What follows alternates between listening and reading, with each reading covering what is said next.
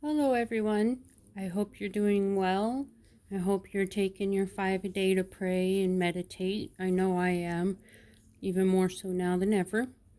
Just to let you know, my wife has gone with her family to lunch, so I have the dogs in the room with me. They're just kind of chilling. Um, anyways, didn't mean to make anyone dizzy there. So as I'm sitting here and I'm listening on my TV to YouTube, listening to Bible stories and whatnot, and with my animals here, I got to thinking, animals, when they need love, they come up to us and they ask for it. So what's stopping us humans from doing that? We will sit there and we'll suffer silently until we explode or until something happens. Why can't we take a chapter from our four-legged friends? A cat will come up to you and rub up against your leg or jump into your lap, um, want to play with you. And the same with most animals. Um, they'll come and greet you. I also saw on YouTube today where a lady raised two pumas or cougars, and they took them away from her. She was rescuing them. And when they got bigger, they went to a sanctuary. 7 years later, they remember who she is. I'm running across the field and just gave her the biggest hug ever in appreciation for what she did for them. And something like that makes you feel good inside when you see videos like that. So why don't we take a page or a chapter from their book? If you want people to show you love, you need to show them some too. Um, and mental illness is a really hard thing to get around and to be around. If you're the loved one that's my dog. Yeah, hi, Gabby. Um, if you're the loved one that has to watch somebody suffer with it, it can be damaging and hard. Um, but why can't we just ask for love or just give love for absolutely no reason at all? If you have a dream about a friend or a loved one, why can't you tell them about that dream and make them feel good throughout the day? Not just for people with mental illness, but for everybody. If we share kinder words, it's going to make our day better. It's going to improve our lives by so much. Um, and so I'm trying to really get over it. And as you know, I tried to commit suicide about 4 or 5 months ago by taking a bunch of medications together. Worst mistake ever. And I promised God I would never, ever do it again. Um, and then I was begging for death so I wouldn't have to suffer anymore. I couldn't wait to end it. Well, now because I have PTSD from doing that, and what the good Lord showed me, I still have fear. It's strange because before I would beg for death, and now I fear it. Because when I did it, the only thing that popped in my mind was my wife seeing me laying next to her deceased. Um, when I think of that, it breaks my heart. Um, and now that I fear death every single day, I look at it as my penance for what I did, but I fear it every day, and I fear it so much that my heart is going 115 beats per minute, resting. Um, that's a pretty big problem. It's always it's always anxiety about it, and that's what I fear, is that I won't be able to help anyone. I won't do what I was sent here on earth to do. So I've been praying more lately, and meditating more lately, and really I'm trying to live for the ones I love and the ones who love me. I forgive those from my past, but even God tells us in the Bible, once He's put that in your life and that chapter of your book is put down, don't pick it back up again. So, like those bad people that were in your life.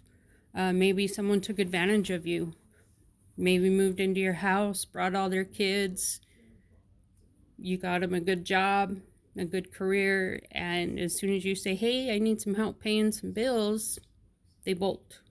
Maybe you had one of those. I know me and my wife certainly did. And she would throw us away and bring us back every couple of years or whatever. I finally learned not to pick up that chapter, not to pick up that book again. That happened to us about like 4 times. And I think that's ample amount of times to really try. And that's what I always tell myself is I know I tried my absolute hardest to make things right, to make things okay. But I really do, and still have to remind myself once that is put down, not to pick it back up. I don't need to pick up all those worries and stresses that I once had. And I've always said, and I always try to, but there's no future living in the past. We really do need to let that go and make ourselves happy. Ask for love. Go be the cat that rubs on the leg or jumps in the lap of your loved one. There's absolutely no reason why we can't do that. And once you start doing that, other people are going to do that, and they're going to want to be around you. And bonus, you're going to want to be around them too. You're still going to have your struggles, but we can make them a lot better than we have been.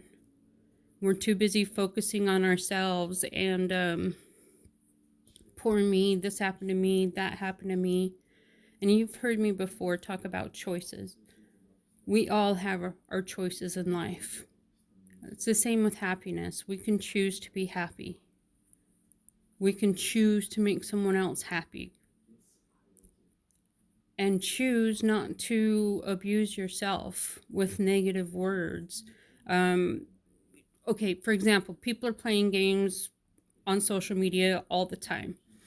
Well, I see people's screen names saying, I'm no one, or nobody, or doesn't count, something like that. Those are the type of negatives we need to get out of our lives. My mother told me before, when I was like 6 or 7, what you think about, you bring about.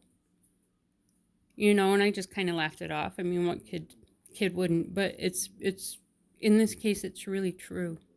You think you're bad, you're gonna be bad because that's all you can see. That's all you can focus on. If you want to be good, and the more you tell yourself, hey, I'm good, I deserve this, the more you're gonna believe it. And I'm sure it's the truth. Mental illness is a difficult thing for everybody, but especially the people that have it. I know you feel anxious all the time, you're depressed, nothing can make you happy, but you have to want to make yourself happy. We talk about other people victimizing us over and over again, just like, that friend I told you about that moved in on us and everything, but we kind of victimize ourselves too, don't we? And by calling ourselves names, or that we're no good, or all of that stuff, the world would be better off without us, etc. That's the kind of stuff we got to stop doing. We're not victims, we're survivors. And we can do this. If you want love, ask for it. Pray, meditate, 5 minutes a day at bare minimum. I talk to God all day long. He's probably tired of hearing about it. But I give thanks to him that I'm still here. You know, that my wife doesn't have to wake up to a lifeless body with a strange look on her face and wonder what I was thinking in my last moments. I don't need her to see that. I don't ever want her to see that. And she's a huge support, tells me all the time, you need to trust in the Lord. You know, and I thought that I did, and more I'm finding out that there's even more that I could be doing.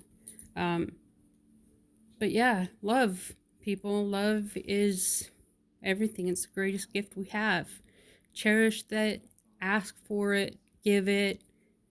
Let's be it. I hope everybody has a wonderful day. Let me know if you have any comments, questions, suggestions. I'm open. See ya.